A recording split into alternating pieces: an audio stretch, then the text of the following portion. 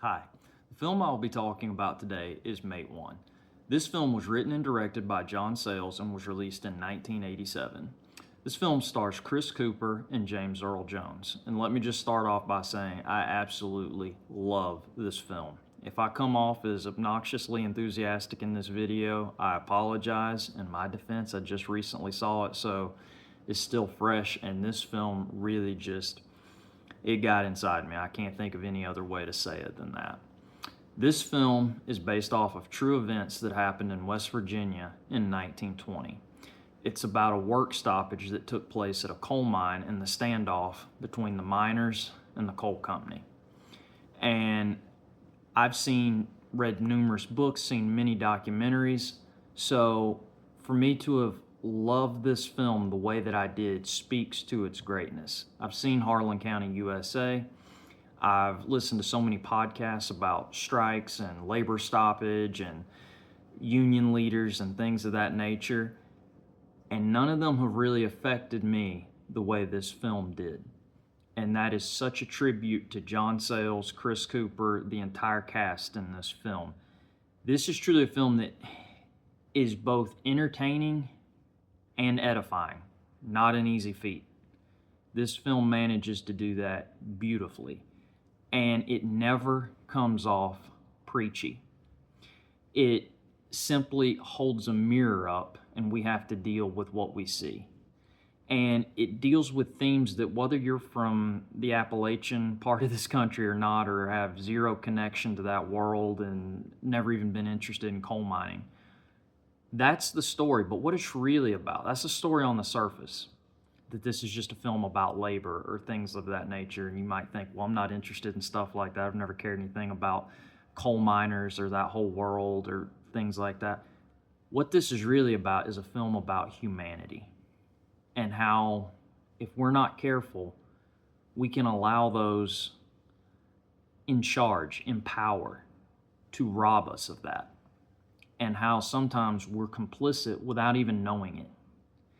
And day in, day out, it's slowly taken from us bit by bit.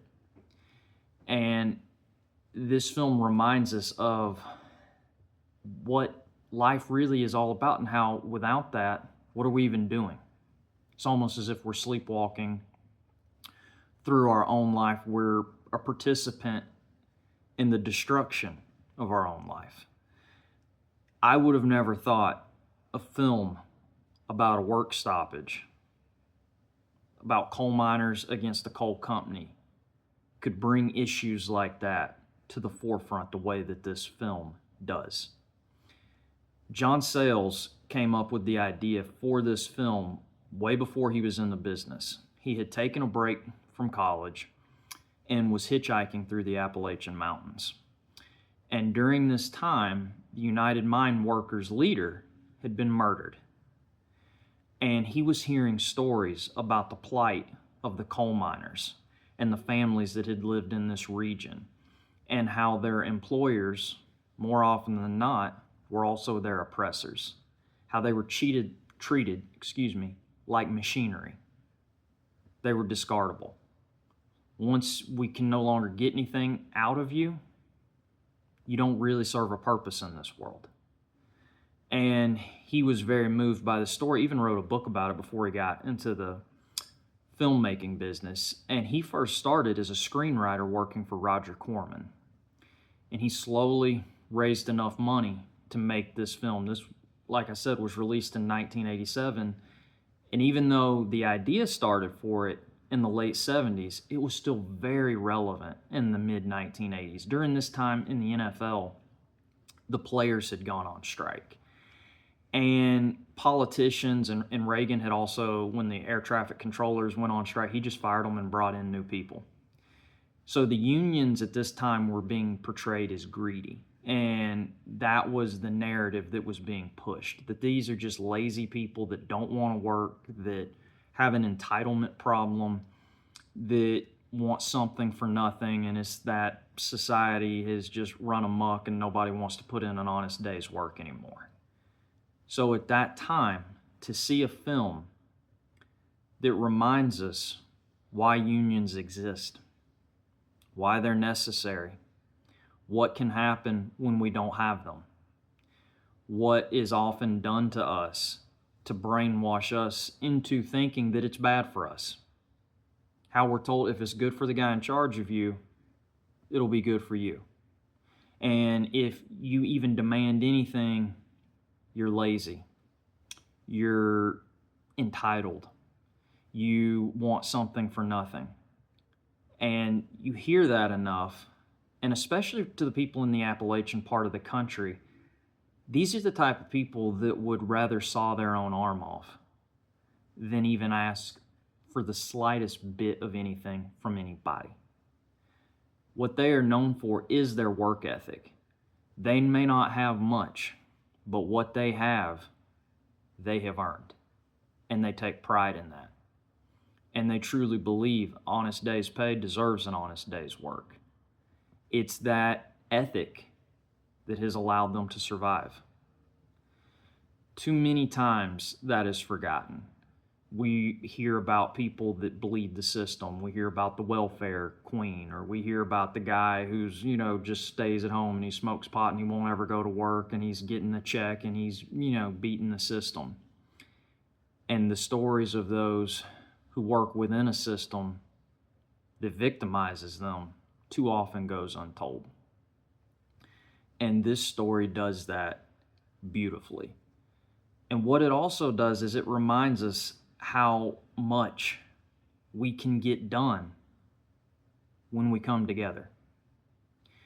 And the character Joe Keenahan, played by Chris Cooper in this movie, who it is so sad to me that he's not more well known than what he is. I don't think he went into it for fame, so don't get me wrong there. He's a true craftsman. He started in the theater. This was his debut film role, and he's 36 at the time when he's in the film.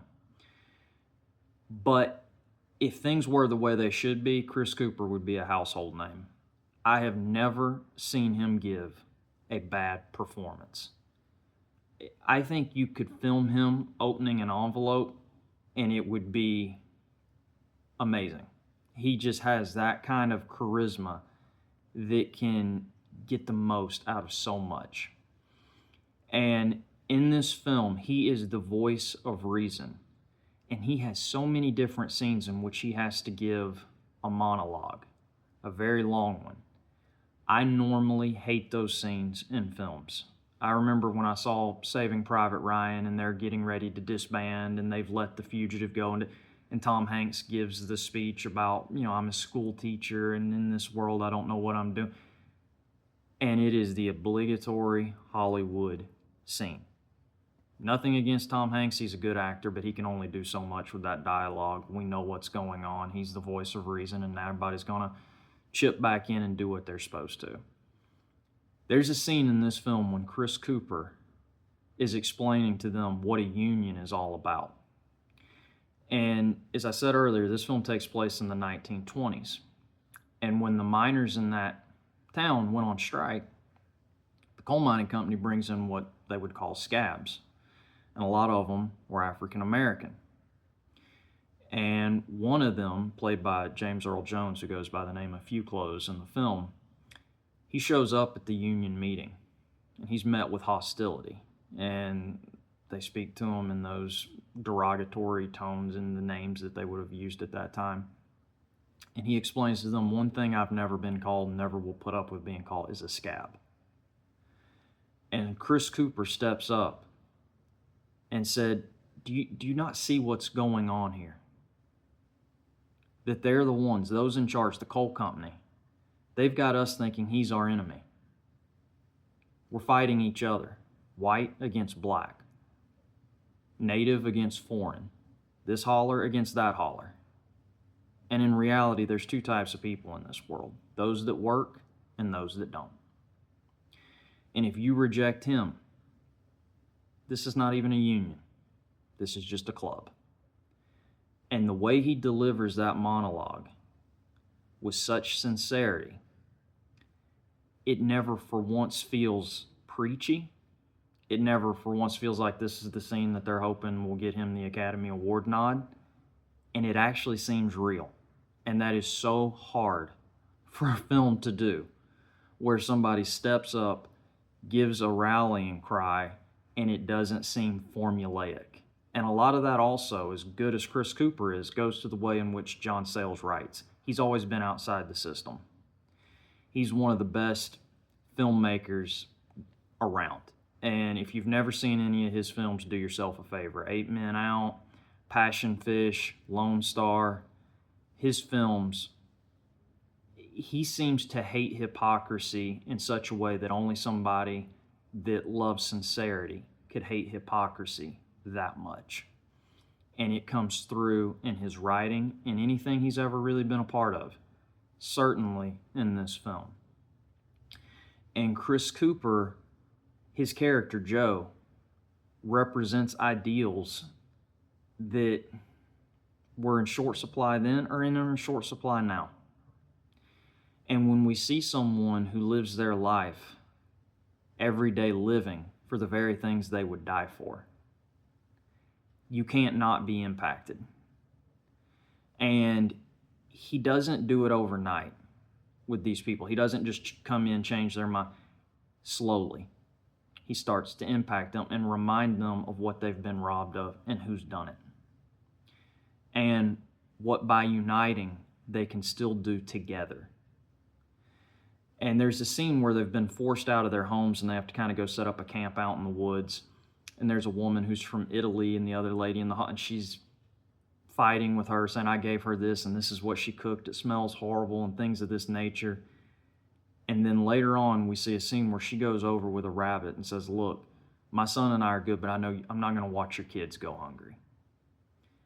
And that is so relevant even today, because we're not just a country, we're a world that is addicted to tribalism.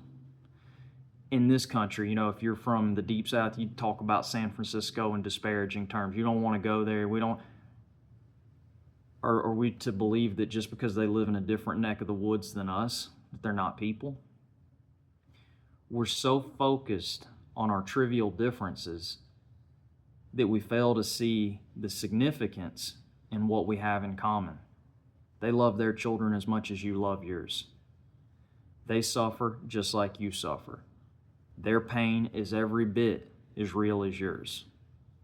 And you're so focused on these shallow differences that you're failing to see the commonality that lies beneath that. And again, it doesn't happen overnight, and that's what makes the film work. This is a 2-hour or so film, so it doesn't do just a quick resolution. And again, this film will never feel preachy. I promise you that. Nobody needs a filmmaker to tell them how they should feel about the world. He doesn't. And in watching this film, it doesn't just hit you, it almost motivated me as the viewer to remember to seek out the significance and fight the good fight. And there's another scene in the film where Chris Cooper is talking with James Earl Jones, who plays Few Clothes in the film. And he sees that James Earl Jones has a pistol, and he asks him had he ever had to use it, and he explains that he at one time did in 1898, I believe. Again, this film takes place in 1920. Chris Cooper asks how rough was it, how bad, and men of that time were not big on words, and they just gave very simplistic, straightforward answers. I did what I had to do. And Chris Cooper then tells him the story about how when he was in Leavenworth, he noticed these men, the Mennonites, and it was against their religion to take arms against other people, to kill. It was also against their religion to shave and wear shirts that had buttons. And in prison, they were going to have to do both. And they refused to work. So what the guards did is handcuffed them and put them to the bars to where they would have to stand up on their toes to keep the handcuffs from cutting into their wrists. You can't do that for 8 hours. Their hands would swell, pop, bleed, but they didn't budge. And at a certain point, they couldn't even use their hands anymore, and they would take their teeth to take the buttons off their shirt. And Chris Cooper looks at James Earl Jones and said they never lifted a gun. They never fought in a battle. but I'd never seen braver men. And that, you see the look on James Earl Jones's face, who does some of the best reacting I've ever seen in a film in that scene. He has no dialogue. He's sitting there and he's listening. And for anybody in acting, that's a masterclass right there. That scene that he does where he is just taking it in. No dialogue, but he's doing it just with this. And we feel what he's feeling. And we're right there with him. And it just hits you right here. Because so much of what we, especially in films, if it even takes a moral stand, it almost seems more like a fad or a trend and not like a stand at all. It's hollow. It's the flavor of the month. Oh, this is the cause celeb right now. Whereas this is really about people. What makes us who we are, what we're capable of, and what we should be willing to fight and preserve. It's so much more than just about coal miners against the coal company. This is about humanity and the fight for it. Again, I said earlier, I love this film. I know I probably got a little intense in this video. I apologize, but it's not many films that can get that from me. I really think if you give it a shot, it will do that for you. Please, please, please watch this film. Until next time, thanks.